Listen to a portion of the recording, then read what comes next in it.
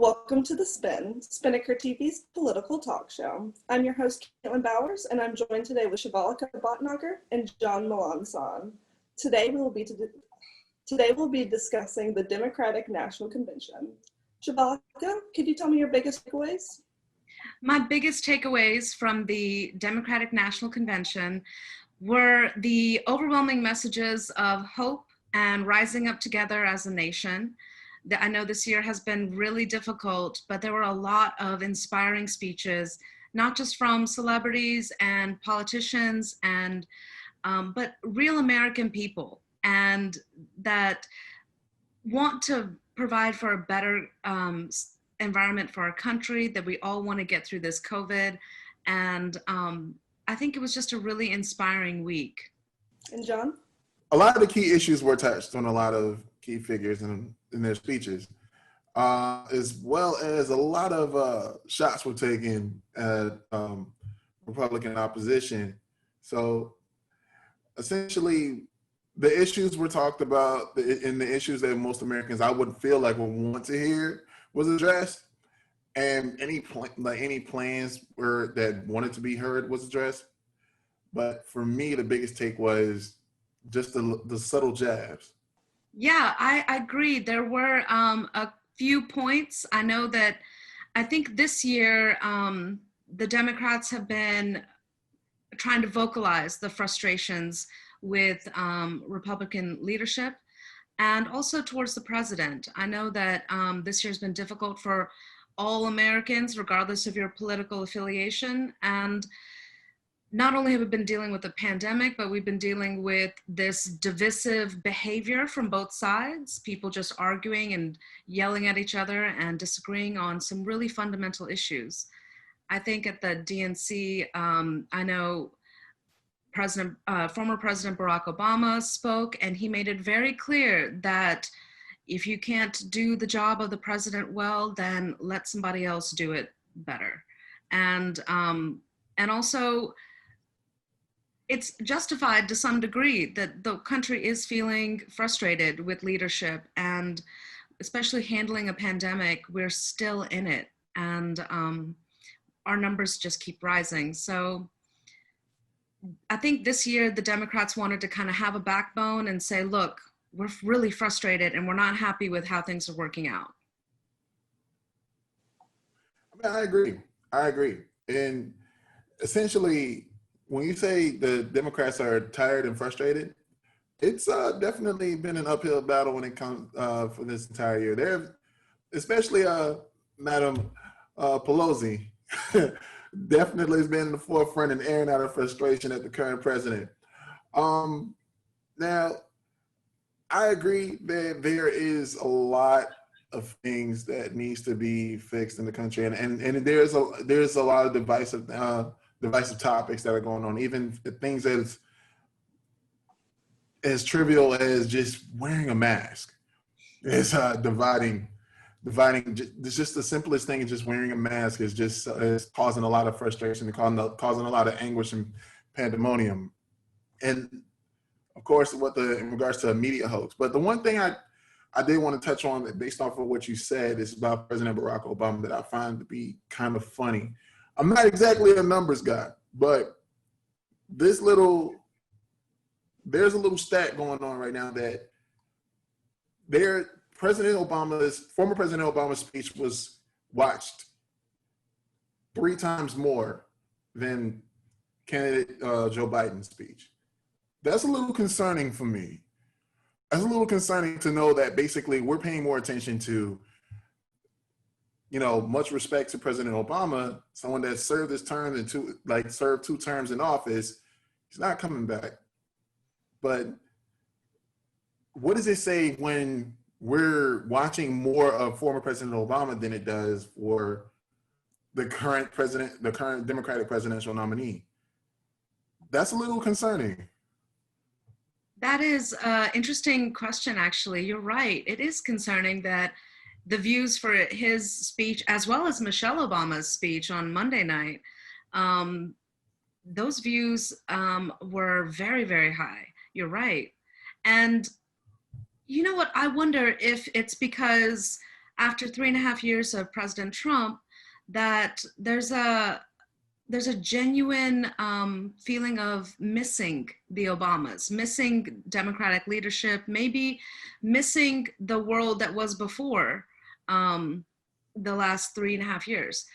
2020 has definitely been a tough year, and we may never be able to go back to normal as a culture, as a society. But I think that part of the reason his views were so high is that there's this element of nostalgia, and there's this comfort element that just listening to a leader speak passionately and with conviction, addressing all kinds of internal, like emotional issues that our country has faced.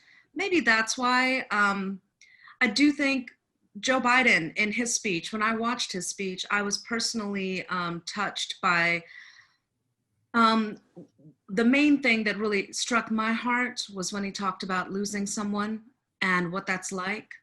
And I know many Americans have lost their lives during this year to the coronavirus pandemic. And it leaves behind family and friends, such as myself, that struggle to grieve in isolation. And when Joe Biden talked about what it's like from his own personal experience to lose people that you love, he described it as like this giant black hole in your chest that just gets ripped out. And that is what it feels like. And so for me, listening to Biden speak, I was impressed with his element of empathy and his directness, talking about the pain and grief our country is facing. The second thing that impressed me about Biden's speech was the fact that he addressed science and affirmed science and upheld science as a tool to fight this pandemic as well as climate change. Absolutely. I believe that he addressed quite a few things. The one thing that he kind of, well, very first things that kind of stuck out to me that he addressed that, and I do like the fact that we have a nominee that expresses empathy, because I've, as we've spoken before, a lot of people, those that have experienced loss, he's trying to empathize with, he's trying to align with them, he's trying to align with his audience, because it's from a humanistic perspective. And definitely get that, because it's not something that it's not the luxury, I can't say luxury. It's not what we're getting from the current president when it comes down to when someone's passed away. I don't even think that, correct me if I'm wrong, but I don't think that John McCain, even after he died, I don't think the current president kind of expressed any type of apology for the things that he was saying in regards to John McCain, who was a decorated war veteran, who served his country from the political seat all the way even on the battlefield. You know, he was a true American. They disagreed in politics, but he never really drugged the president's name in the same fashion that Trump drugged McCain's name. So that's a complete lack of empathy. So for this president to say that, of course, you know, respect the flag, you know, John McCain kind of embodied what the flag was. I mean, what the flag represents. You know, a lot of Americans that died due to injustices, even when the president reached out to them, you know, a lot of people expressed that he lacks that empathy. So it's refreshing to have a Democratic nominee in Joe Biden that is expressing the empathy the same way that President Obama did, demonstrated for 8 years before President Trump took office. So with that being said, the issues that he kind of brought to the attention of his audience were the worst pandemic in over 100 years, the worst economic crisis since the Great Depression, a compelling call for racial justice since the 1960s, and accelerated threats and climate change, as you mentioned. The fact that he's acknowledging this, hopefully to me, that speaks that he has a plan in place. And he did mention that he had a plan in place since March. So hopefully we'll hear more about it in the coming months. I agree. I think all of your points are really important, and the fact that maybe our country is just starved for compassionate leadership that demonstrates competence and warmth. As a leader, you do have to learn how to follow and also listen to the people that support you and listen to your advisors. And I think during Trump's presidency, he has struggled to listen to his advisors. He's been surrounded by very intelligent people at times and very influential people. And I find that within the White House, there seems to have been a little bit of a disconnect between leadership and exercising the power of the presidency. So with that said, I do have a critique of the DNC. I would have liked to hear more concrete details about Joe Biden's plan for the country. And we are in a one-of-a-kind situation. I would have liked to see like an actual laundry list of all of his platforms laid out. How is he going to address racial injustice? You know, it's one thing to support Black Lives Matter, and it's another thing to say, this is how we combat racism in the 21st century. There is no vaccine for racism. I believe that was a quote pulled from one of the speakers at the DNC. I believe Kamala Harris was the one that said that. There is no vaccine for racism. We have to do the work. And that's exactly, I agree with her on that position. I think I was surprised when Joe Biden picked Kamala Harris to be his vice president. I was surprised because I wasn't sure where he was going to go with it. But I admire the fact that she is a biracial woman of color. She has demonstrated in Congress the ability to hold Senate hearings where she can hold people to the fire and say, listen, answer the question, are you able to help or not? Or is this what happened or not?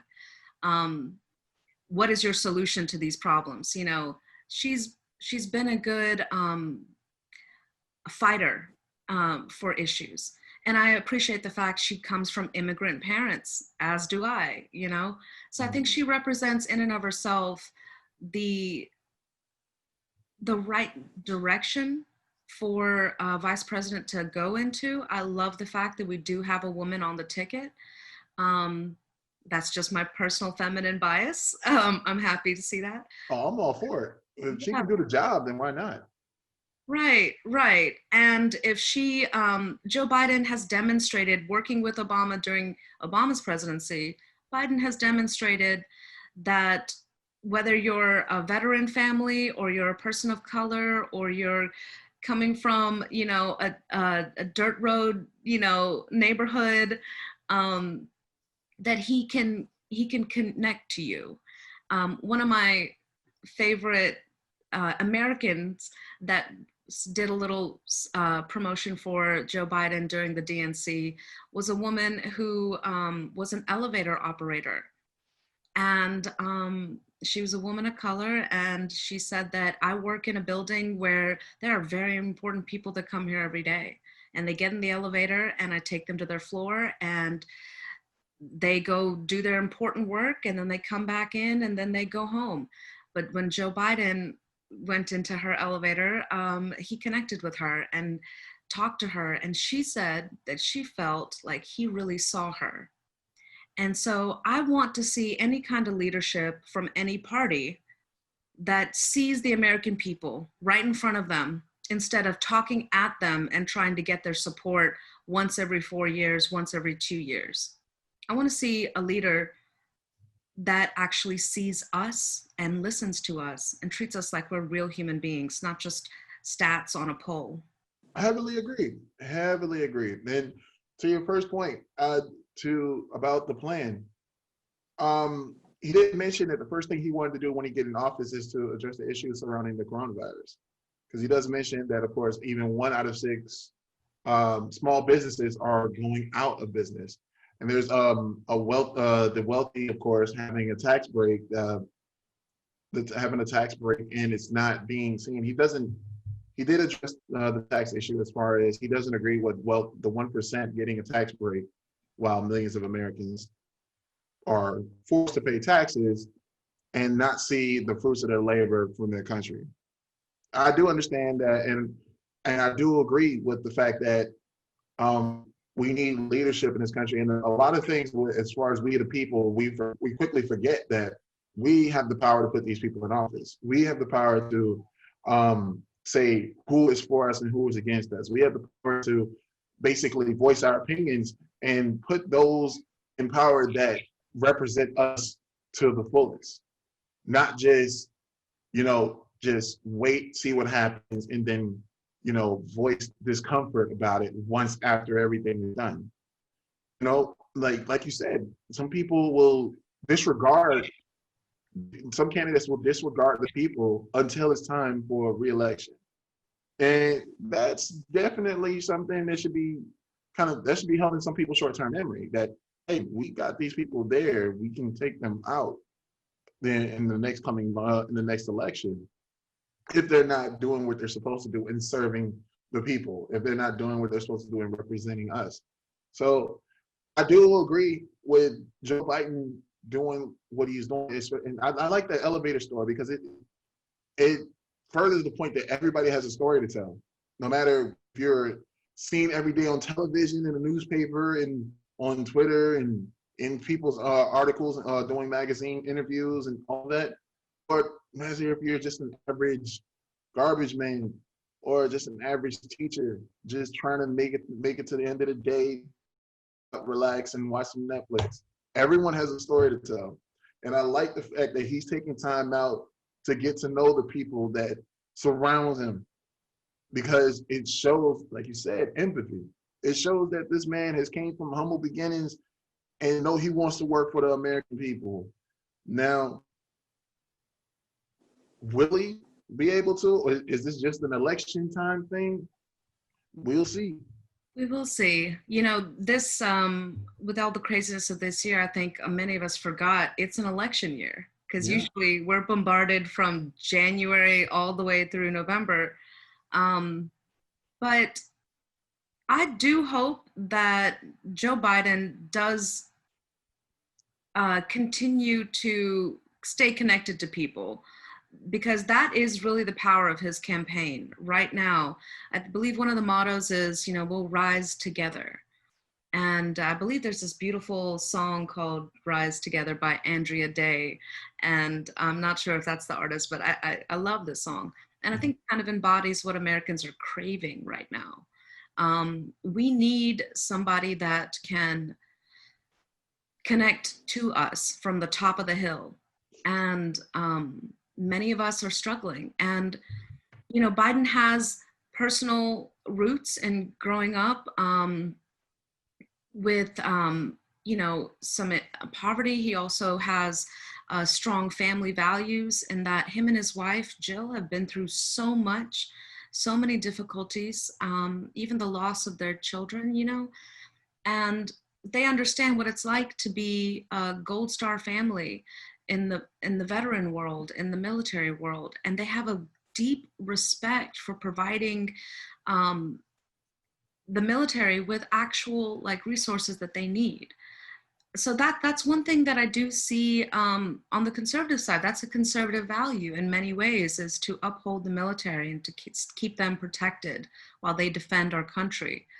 America has been in war since 2001, and it's the longest running, it's taken up my whole lifetime, essentially.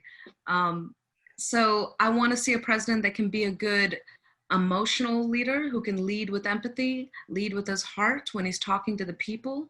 But I also want to see a good, powerful leader, a chief, I'm sorry, I'm blanking on the name, executive in chief of the military. I want to see a man that can support our troops. And also, during Trump's presidency, there was a good thing he did. He did bring home a lot of people. So I have to give him credit for that. But I do want to see a leader that demonstrates empathy and also has a perspective on conservative values that he can bring to the table. Maybe that'll help us come together instead of just being, left versus right. John, earlier you mentioned the jabs that were taken at the DNC. A lot of people had many thoughts about Julia Louis-Dreyfus and her jokes that she made throughout the night. What were your thoughts on it? I thought it was funny, but I thought it was not the time or the place for it. It's kind of like making a joke at a funeral. You know, it's just like, what are we supposed to do with this? We didn't come here for this. You know, it's me personally from a personal standpoint. I thought it was kind of like, okay, it's kind of like a dad joke. It's not funny, but it's funny because it's just out there. Honestly, with her even starting with the joke with Andrew Yang, making fun of Mike Pence's name, it was like, yeah, okay, that's pretty subtle. That's pretty subtle jab, and I get it. I understand. It's kind of like irony, I guess, in a sense. But I didn't think it was a time or place for it. Honestly, it kind of takes attention off what really matters, you know, and it took attention from the issues and things that, you know, the audience wanted to tune in for. And great. I mean, if it works for her, then that's fine. I mean, maybe it got her some followers. But yeah, I don't think it was the time, place, or even proper execution. It was awkward. It's like really awkward. I actually, I hear what you're saying. And I think Julia Louis-Dreyfus, she is a comedian. And comedians want to kind of play with that awkwardness. They want to push boundaries. When you're given a name that ties you to your heritage and you're born an American citizen, and your parents work hard to get their citizenship, when you finally achieve all of that, being mocked offhandedly for the way your name sounds can hurt. And so I think that, you know, she is a comedian and she picked something that was an attack on the vice president, a subtle jab from President Trump earlier this week. And I think it was funny because she just clapped back. She wasn't afraid to do it. It would have been maybe more funny if they had delivered the joke a little better. I agree with, like, the delivery of the joke was a little awkward and people didn't really understand. But I've never heard Mike Pence's name pronounced incorrectly until this week. But I know what it feels like from that perspective. So I hear what you're saying. It might not have been the time and place, the decorum. It might have taken the classy level down a bit, but it's a joke I relate to, and many Americans do. Yeah, I understand, for sure. I get it. I mean, my last name is definitely not exactly the most common name that people outside of Louisiana can hear. I mean, what kind of articulate. But yeah, when it comes down to even just like you said, the delivery, it was just, yeah, you can tell your best years was in the 90s, but anyway, besides the point.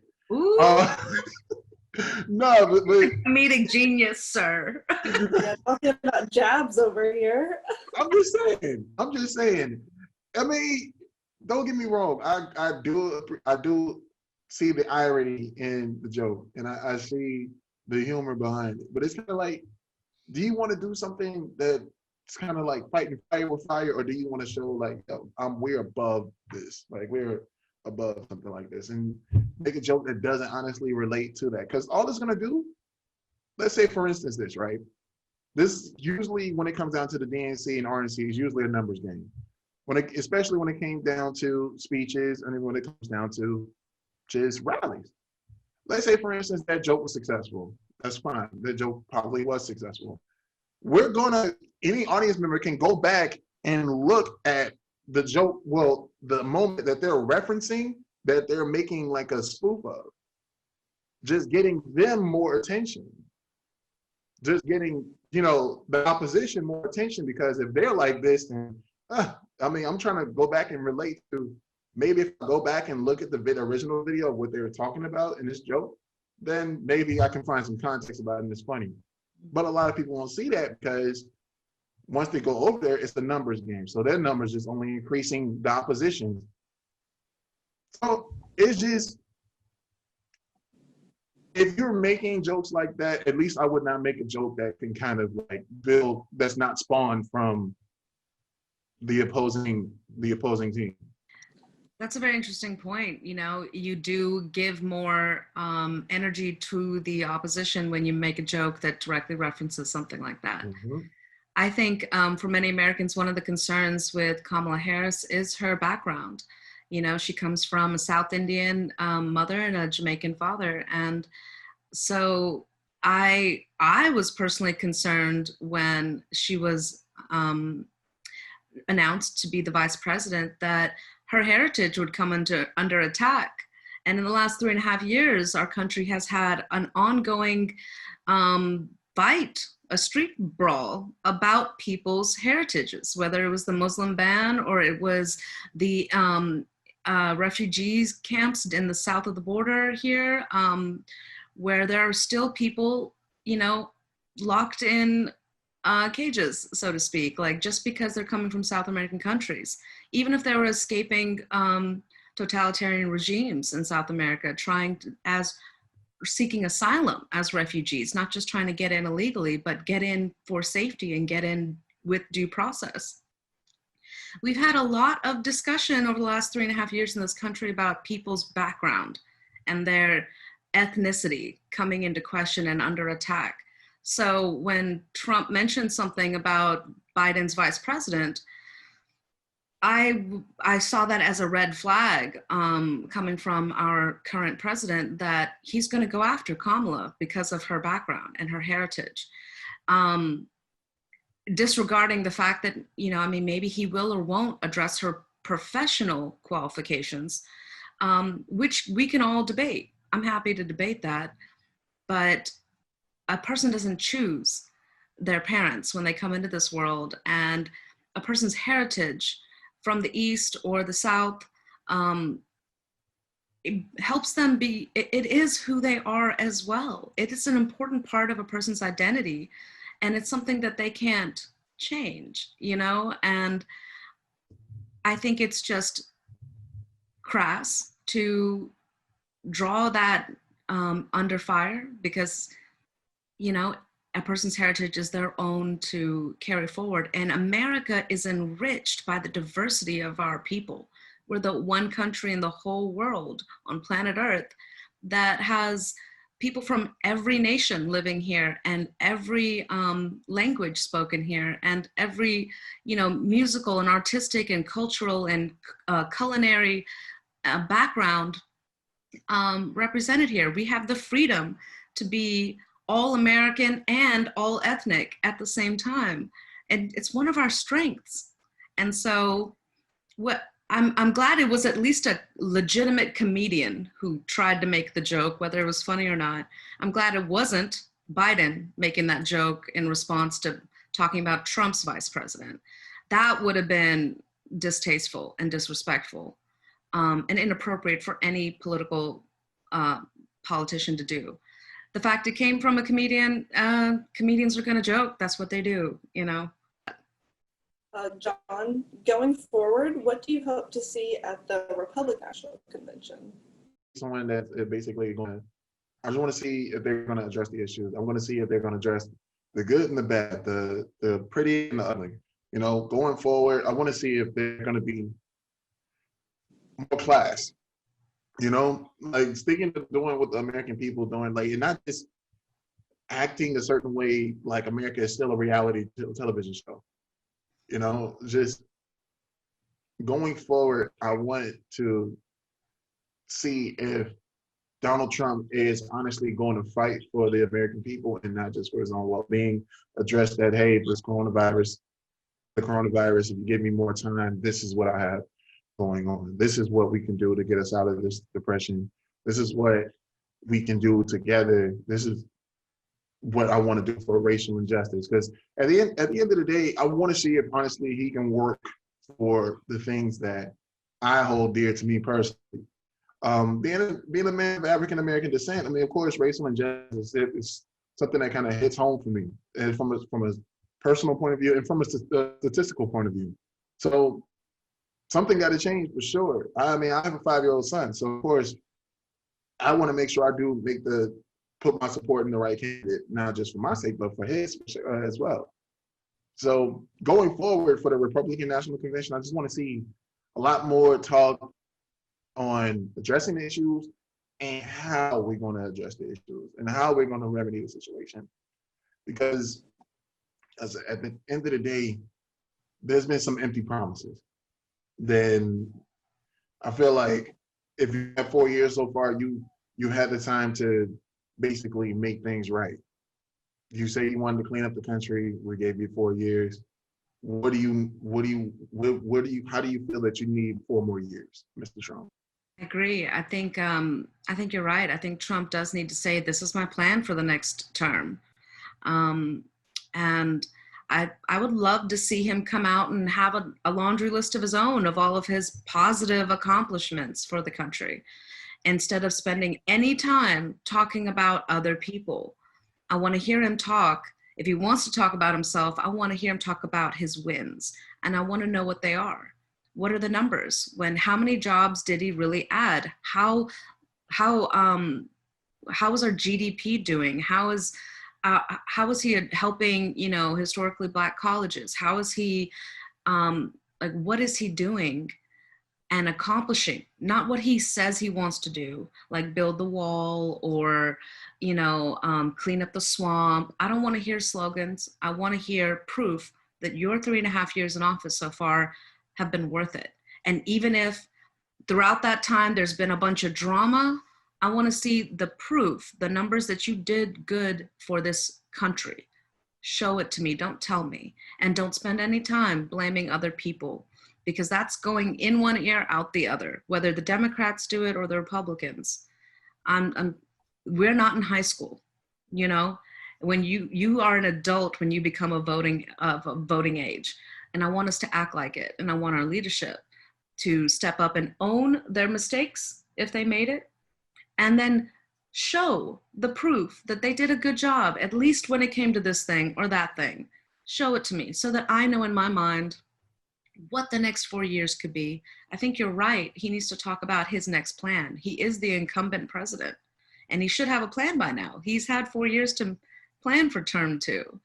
So I'd like to see him affirm science as well when it comes to dealing with this coronavirus.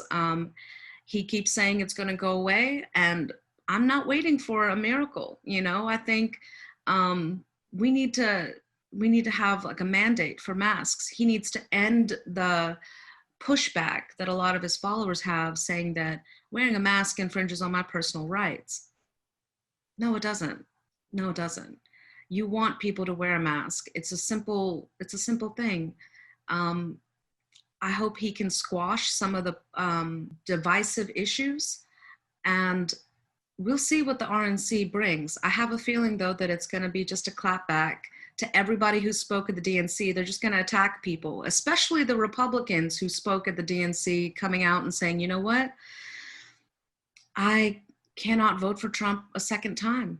I'm a Republican and I'm still a conservative and I still have my values, but I'm not going to vote for this president again. I'm voting for Joe Biden. Those people are probably going to get thrown under the bus. We'll see. I mean, if history has any say in it, you're absolutely right. Even before he was president, he threw everyone that was in opposition. Like, I think the people that got the worst of it was Ted Cruz, if I'm not mistaken. Even bringing his wife into making statements about someone's wife, that's it's pretty classless. That's pretty it's pretty low. That's who we voted in. That's who was voted in. So if you felt like that was, if anyone as an American felt that's the type of caliber you want is leadership, and hey, you got it. But at the same time, look where we are now. And the facts still remains that what Joe Biden spoke in his speech had truth to it. 5 million affected by COVID-19, 170,000 have died. Worst economic performance as a country compared to other countries. 50 million filing for unemployment, 10 million people losing their health insurance. And just, you look at other countries like New Zealand. New Zealand has not had a reported case of COVID-19 all month. And they're not the only ones. Even Wuhan, China is back to running as they were before COVID. So what is it that we're doing wrong? That's the main thing. It's like, what is it that we're doing wrong as a country to not get back into the way things are? Because a lot of the things that's coming to nowadays is frustration in regards to being in quarantine, and frustration in regards to everything is increasing.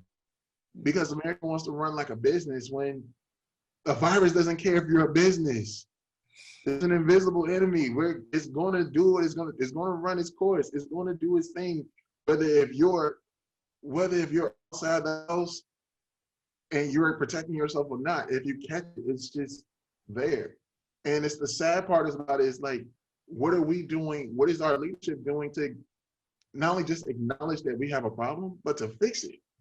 We're a laughing stock to the UK for sure, to Australia, to many of these other countries. They see that we can't get it together. And correct me if I'm not mistaken, is the US part of the World Health Organization still? Or is that we kind of withdrawn support from that?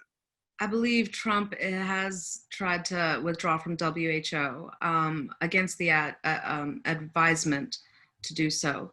However, his reasons for doing so, I believe, were based on the money, because every country does pay the World Health Organization. And so I believe he withdrew because he was like, we don't have to pay. We're not going to pay.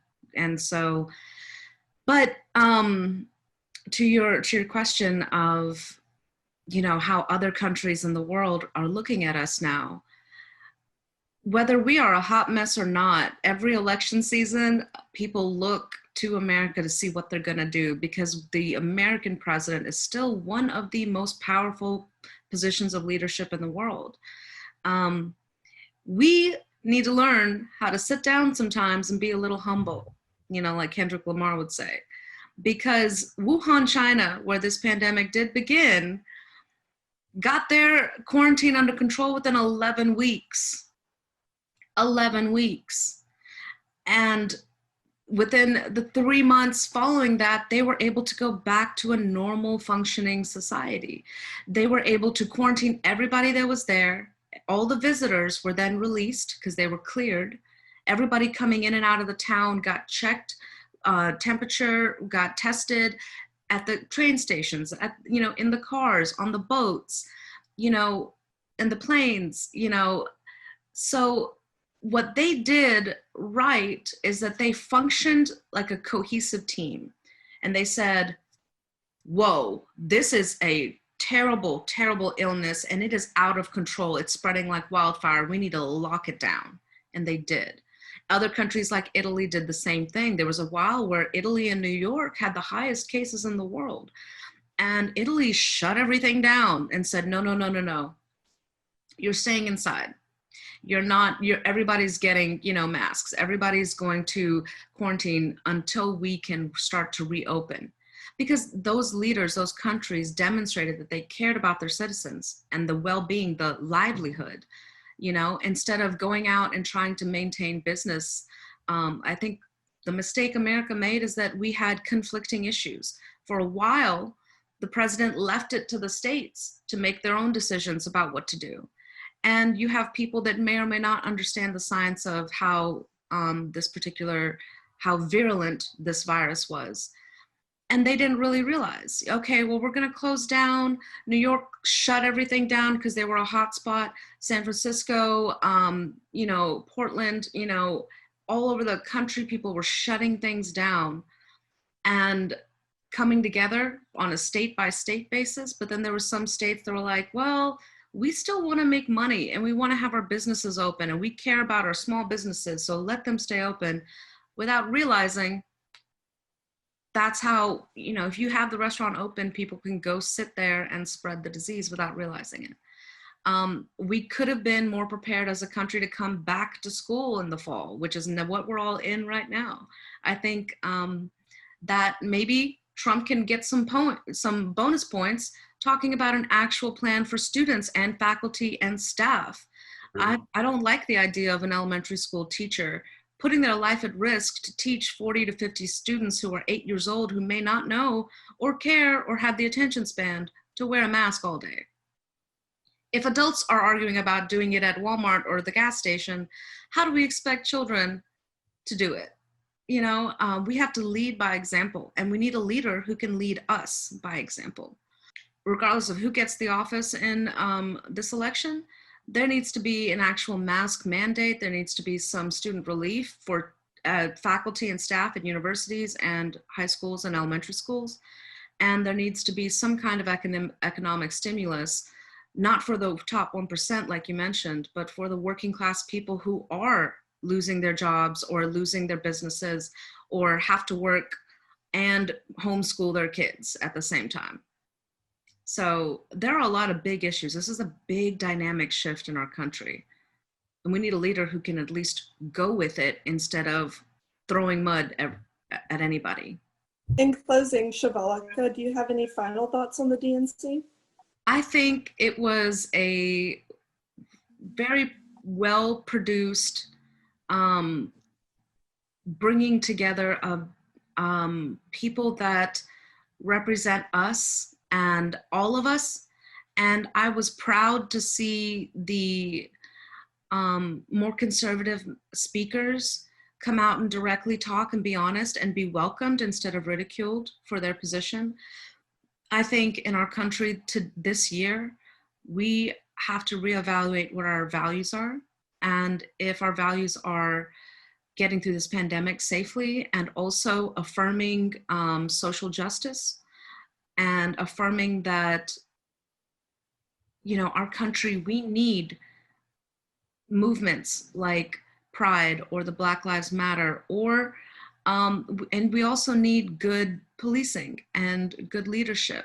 And in many ways, we have those things already. We need to stop. I think one thing I got from the DNC is we need to stop saying us versus them or me versus you, and saying, if I'm wrong, I'll change my mind. But we need to work together. And with our differences, it doesn't matter. We're in this together. We are one country. We are 350 million Americans, and we come from all parts of the world. And that is our strength. And we need to rise up together. So I believe that my final critique of the DNC, I guess, would be that it was a very well produced, visually stunning Zoom experiment. And I enjoyed the way that it was visually produced. And I look forward to seeing what type of dynamic production and what type of important messages the RNC has next week. I enjoyed the same thing she said. I honestly enjoyed the Zoom presentation. I enjoyed, honestly, President Obama's using his background to his advantage when it comes down to the speech that he was doing, holding the Constitution in the background, starting at, you know, those lines that we all had to learn in grade school. We hold these truths to still be self-evident that all men are created equal. That all men are created equal, that they are endowed by their creator with certain unalienable rights.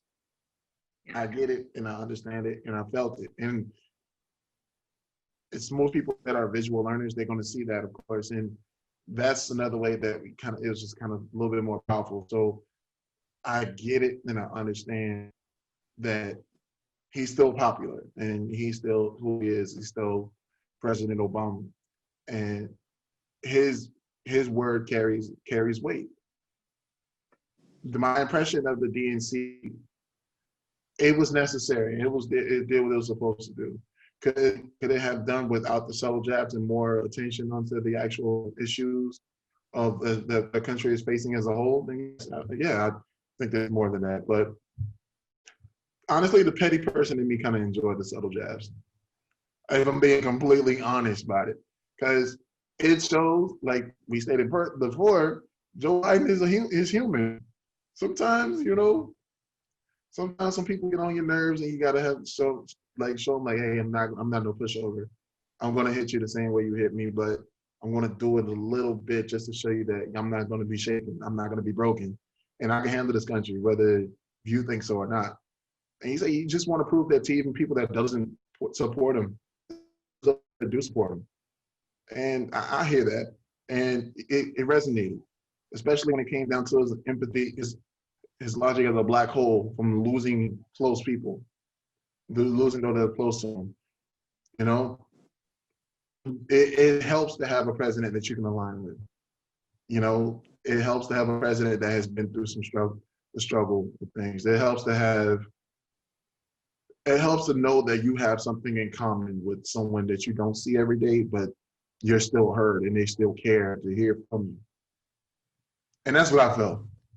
This has been the first episode of The Spin. My name is Caitlin Bowers. I'm Jonathan Melanson. And I'm Shafalika Botnager. And this has been The Spin.